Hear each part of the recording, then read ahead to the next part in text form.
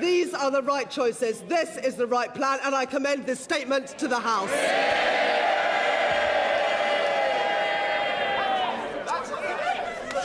Shadow Chancellor Mel Stride.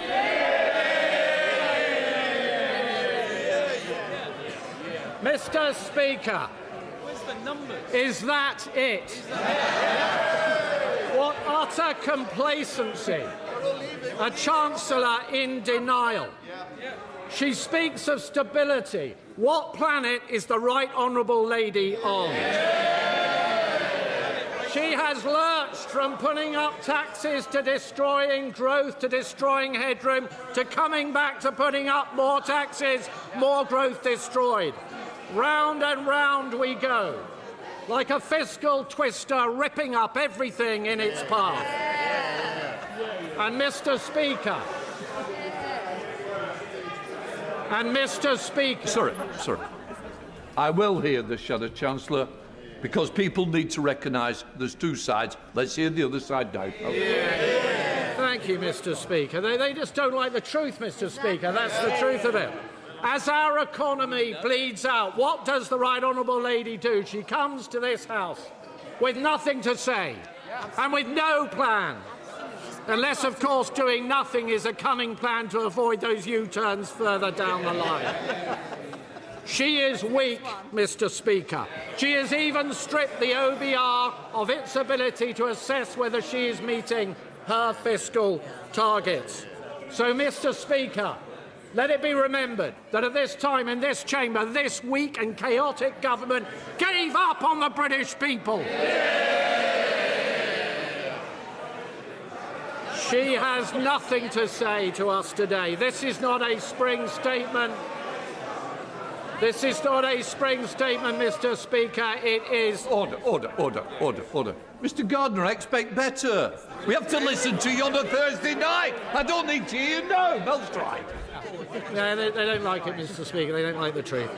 This is not a spring statement, Mr. Speaker. It is a surrender statement. Yes. The Chancellor has the temerity to suggest that she is creating the conditions for renewed growth.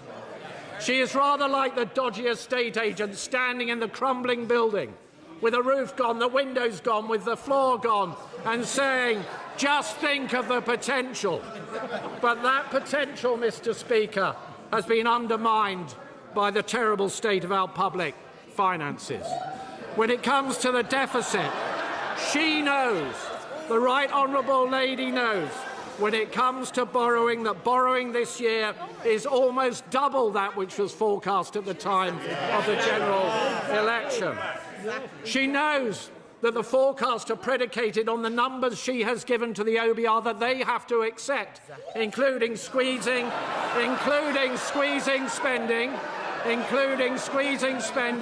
at the end of the Parliament, raising taxes, raising energy bills at the same time. We know, Mr. Speaker, we know that that is unrealistic. And the reason that we know it, Mr. Speaker, is that she and the Prime Minister have no backbone when it comes to taking difficult decisions.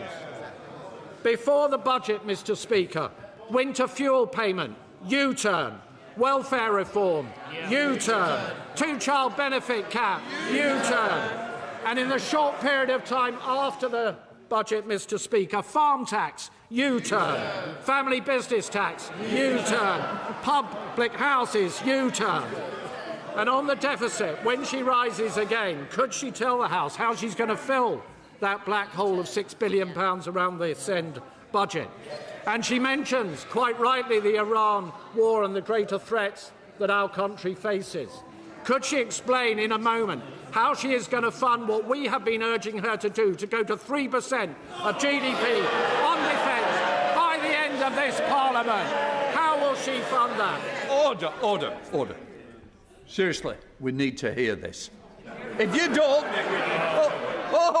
I can help you if you don't want to. Thank you, Mr. Speaker. She mentions the cost of borrowing and says it is coming down. Does she not know that the cost of borrowing in this country has been the highest in the G7, higher even? Somebody needs to switch the phone off. It is not acceptable.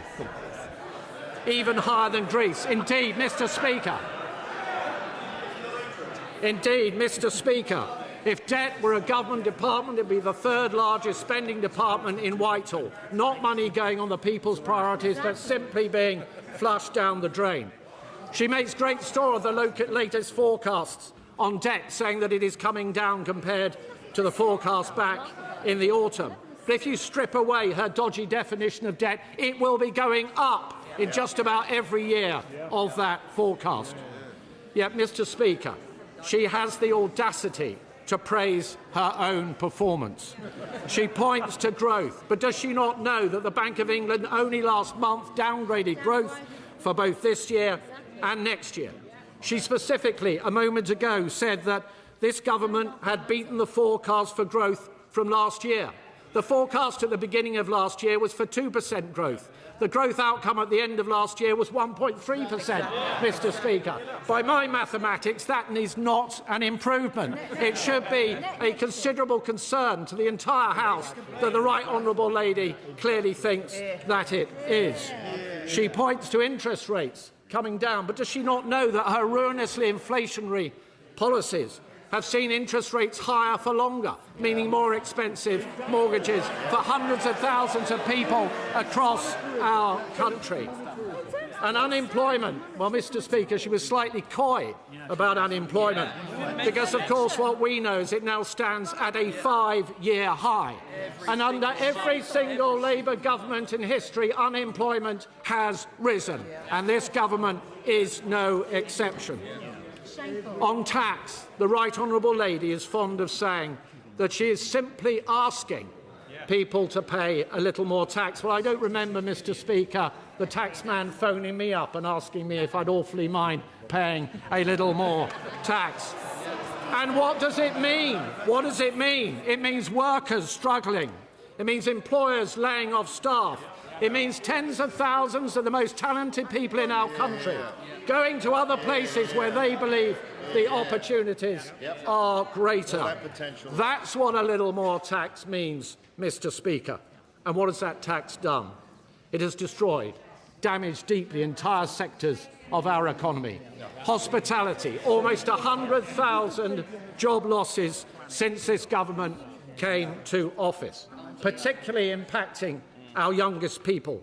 Youth unemployment, the highest in Europe, the first time for a quarter of a century. Young people, their dreams, their aspirations, their hopes, all those bright young faces smashed on the altar of her incompetence. What is her message to young people today?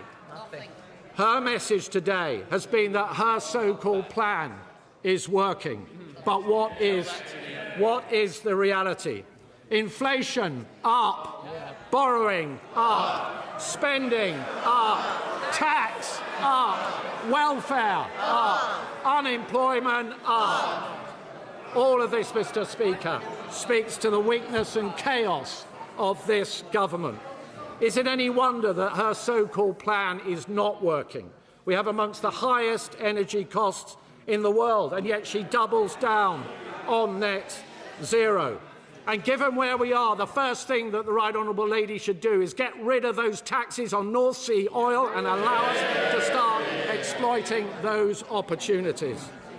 We have a welfare bill that's spiralling ever upwards. But what does she do? She removes the two-child benefit cap. And we have taxes. And we have taxes heading to the highest level in our history because of her choices, destroying the futures of men, women and children right up and down our country. No contrition, no apology, no plan to do anything about it. But it does not have to be this way, Mr. Speaker. At our conference, we set out how we can control public spending. £47 billion worth of savings, especially on the welfare bill. Some £23 billion in savings, because we are a party that believes in work rather than benefits. We are a party that will do something about it. We are the party of work. They are the party of Benefit Street. We will bring taxes down to kickstart the economy, abolish stamp duty, scrap business rates for businesses on our high streets, a £5,000 tax cut for our young people, a cheap power plan. We will fix student loans. We will invest in apprenticeship. And through our golden rule, Mr. Speaker, we will get on top of the deficit. And by doing that, we will grow the economy. That's our plan. What is her plan? The truth, Mr. Speaker, is that she has no plan, or as her Health Secretary said, there is no growth strategy at all.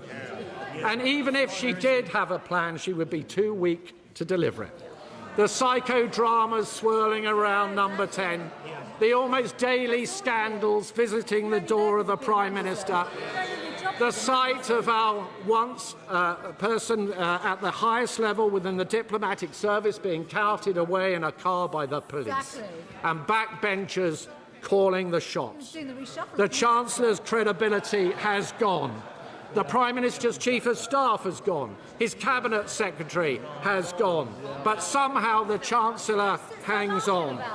But through the chaotic fog, Mr. Speaker, the drums are drawing ever closer.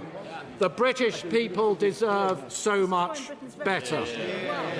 So for the hard-working people in our country crushed by taxes, by those denied employment, by the farmers and the family business owners who have suffered in fear for too long, for every hollowed-out high street, for every young person robbed of their future, for every elderly person struggling to survive, for the generations yet to come, we say go.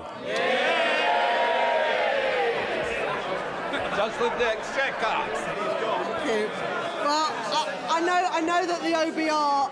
I know that the OBR didn't publish the forecast until I sat down, but I still think he could have done a little bit better than that. To be honest, I was hoping that the leader of the opposition was going to respond today, and after that performance, I expect she does too. Now, Mr. Speaker. Don't worry, I've got more. Mr. Speaker. The Right Honourable Gentleman said that they set out their economic policy at their conference a few weeks ago. Well, they had 14 years to set out their economic policy, and it's because of their economic policy that they're now sitting on those benches. Now, Mr. Speaker, today's performance is yet another reminder of how irrelevant the Conservative Party now is. And I hate to break it to the Shadow Chancellor, but people stopped listening to them a long while ago. And you can see why. Because whether it is in office or in opposition, the Right Honourable Gentleman's Party and his leader have been wrong about the economy time and time again. They opposed economic responsibility and backed Liz Truss. Wrong. They opposed closer ties to Europe and backed Brexit. Wrong. They oppose cuts in child poverty and want to repeat austerity. Wrong values, wrong economics. They are just plain wrong. After last year's budget, his leader predicted with characteristic foresight that borrowing would increase every year. She was wrong. Borrowing is now coming down faster. Faster than under the Tories. Well, that's not difficult because it went up. Faster than forecast in the autumn, and faster than in any other G7 economy. Last year, the Leader of the Opposition told us that energy bills would rise. She was wrong. They're coming down by £117 next month. And she told us that there would be no more Tory defections to reform. How's that one going? Now, let me return to the substance of his remarks, although I've had to reduce this section somewhat. The Shadow Chancellor mentioned student loans, but he neglected to mention that he was in the party that tripled university tuition fees, froze thresholds and oversaw higher interest rates, which led to the problems we are in today. Now, On special educational needs, they left a system in utter crisis, as every parent, every child and every school will tell you. So we'll take no lessons from them. But in terms of where the money's coming from, it's sat out today in the documents. But of course, the Shadow Chancellor doesn't know that because he didn't even bother listening to my statement. Now, the Shadow Chancellor mentioned defence, but he neglected to mention that it was his government that left office without any plan to fund their pledge to spend 2.5% of GDP on defence. And it is this government, and with me as Chancellor, that we are delivering the biggest increase in defence spending since the Cold War. Now, the Shadow Chancellor mentioned the welfare bill, and on this one, I've got to say it is a little bit rich, because he neglected to mention that the welfare bill rose twice as fast in the last Parliament, and that he was Secretary of State for Work and Pensions. Mr. Speaker, they broke the welfare system, and it is this government that is fixing it. Now, the Shadow Chancellor mentioned youth unemployment. And as I said, there is more that needs to be done. After they increased the number of young people not in education, employment or trading by 113,000 and slashed the number of young people starting apprenticeships by 40%. So, Mr. Speaker, we'll take no lessons from the party opposites. They're the arsonists, not the fire brigade. And if they can't be honest about the mess they've made, no wonder they can't recognise that we are fixing it. Today's forecast shows that debt is down, borrowing is down, inflation is down, and interest rates are down from 5.25% where they left them to 3.75% today. And investment, living standards and growth, they are all up. Let me break it to him and to his leader. There's no blank page for the Tory party, no year zero. They gave us chaos and instability. Labour is fixing it. They gave us austerity. Labour is investing in Britain. They gave us 14 years of barely managed decline, and we are reversing it. Now, we know that if they ever get the chance, they'll do all of the same again. More chaos, more kids in poverty, more and deeper cuts. It would be terrifying if there was any prospect at all that they would ever win an election again. Now, the leader of the opposition can keep turning up every week, but it's a total waste of time. Their party is the past and not the future. And I don't know what is more pathetic. The culprits who jumped ship and joined Reform and its Russian mates, or the culprits who stayed in the Conservative Party and pretended that the last 14 years never happened. Either way, the choice is clear. Investment with Labour or austerity with the Conservatives. Stability with Labour or more chaos with the Conservatives. Wrong leader, wrong choices, wrong plan. Only Labour has the right plan for our economy and for our country. Wow, Mel Stride absolutely tore Rachel Reeves to pieces there. He completely exposed the reality of Labour's so-called economic plan. Stride started off perfectly by calling her out for coming to the House with nothing to say and with no plan. He rightly labeled this a surrender statement, pointing out the massive hypocrisy of a government that claims to be creating growth while simultaneously acting like a fiscal twister, ripping up everything in its path. His analogy was spot on. Reeves is exactly like a dodgy estate agent standing in the crumbling building with the roof gone and saying, just think of the potential. You can't just talk about potential when you are actively destroying the foundations of the economy with record-high borrowing and crushing taxes. And let's talk about those U-turns. Stride laid them out one by one. Winter fuel payment, U-turn. Welfare reform, U-turn. 2, child benefit cap, U-turn. Farm tax, U-turn. Family business tax, U-turn. It is staggering. This government clearly has absolutely no backbone and no actual strategy. They are just making it up as they go along and reversing course whenever the political heat gets too high.